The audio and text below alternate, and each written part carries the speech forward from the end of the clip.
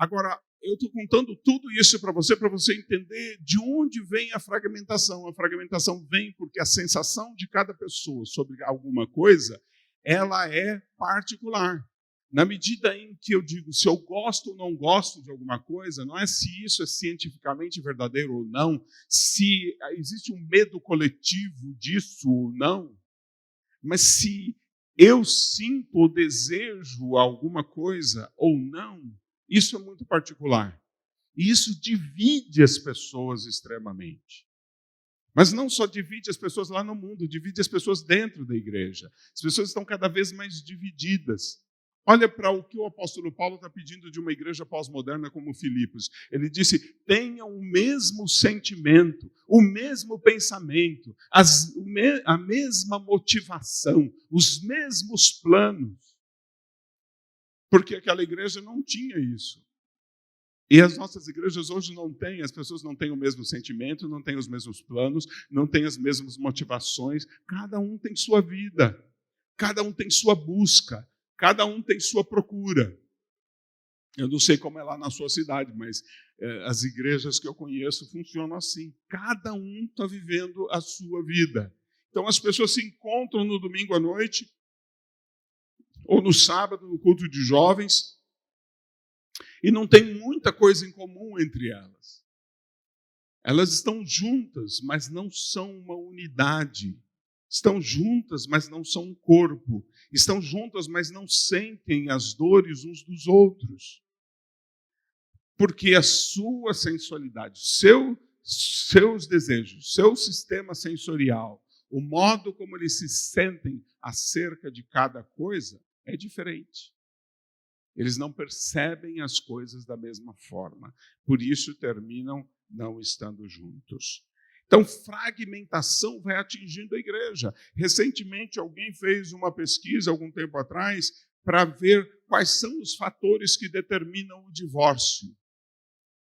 E essa pessoa, na sua pesquisa muito bem feita, tinha alguma coisa a dizer sobre classes econômicas. Há uma diferença entre divórcios na classe econômica alta e na classe econômica baixa. Tinha alguma coisa a dizer a questão cultural. Existe uma diferença de divórcio entre pessoas com mais cultura e pessoas com menos cultura. Mas quando chegou na questão da religião, ele examinou os católicos, os evangélicos, os espíritas e disse, não tem diferença no divórcio, não tem diferença religiosa. Ou seja, o evangelicalismo não está mantendo as famílias, não está impedindo o divórcio. Nós não estamos sabendo lidar com a fragmentação desse mundo. As famílias estão se dividindo e a igreja não sabe o que fazer com relação a isso. E em todos os aspectos da nossa vida, a gente está vendo essa divisão, estamos vendo essa dificuldade. E aí vem o apóstolo Paulo em várias cartas, mas escolhemos falar em Efésios, para tratar desse tema. Durante 3 capítulos, metade da carta, ele diz, ou ele trabalha sobre qual é a missão de Deus e qual é a missão da igreja. Ele escreve Efésios para explicar para aquela igreja qual é a missão dada por Deus para a igreja.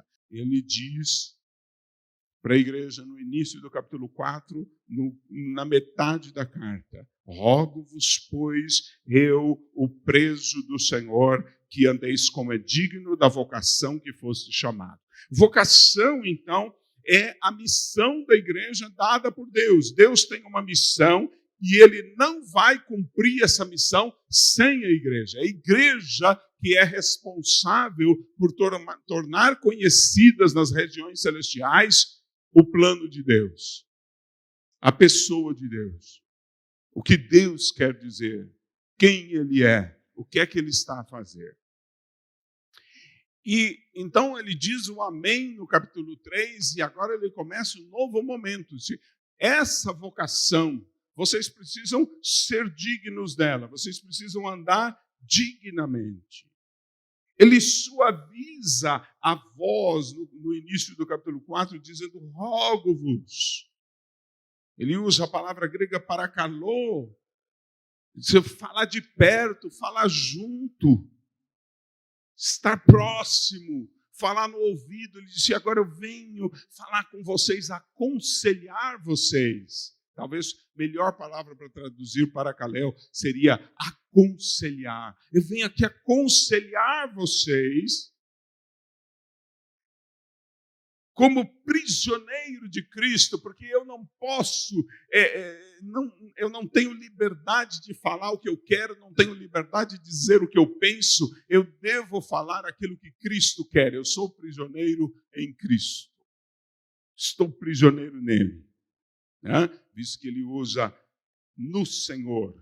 Sou eu o prisioneiro no Senhor. Né? Esse é o literal do original grego. Eu, o prisioneiro no Senhor. Eu não posso fazer o que eu quero. Por isso eu tenho que dizer isso para vocês. E o que é que ele quer dizer? Ele quer dizer que vocês pesem. Ele usa a palavra axios, que é justamente a balança, de pesar, onde a pessoa fica ali medindo a escala até conseguir o mesmo peso dos dois lados dela. Se pesem o andar de vocês, a caminhada de vocês, pesem conforme vocês andam em volta, né? Ele usa uma palavra que dá a ideia de ir em volta, conforme vocês vão andando por aí, vocês pesem o jeito que vocês andam, para que esse peso seja igual ao da vocação com que vocês foram chamados. Portanto, ele quer que a igreja se ajuste à pregação do evangelho, que é a missão dela. Ela precisa cumprir a sua missão. Essa é a missão da igreja. E para que ela cumpra isso, ela precisa andar de um determinado modo, de uma determinada forma. E quando adolescentes e jovens são a igreja de Deus, eles precisam ter a mesma missão que a igreja de Deus tem.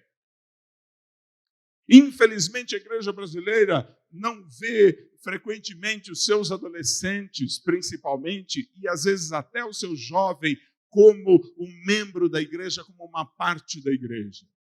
Muitas igrejas adiam o batismo de adolescentes, e alguns adolescentes adiam o próprio batismo para não assumirem responsabilidades dentro da igreja. Mas esse hábito da igreja de ver os adolescentes como meio crentes, os jovens como 3/4 de crente, não é assim que Deus os vê. A palavra do Senhor diz que o menor membro no corpo tem igual glória aos outros membros.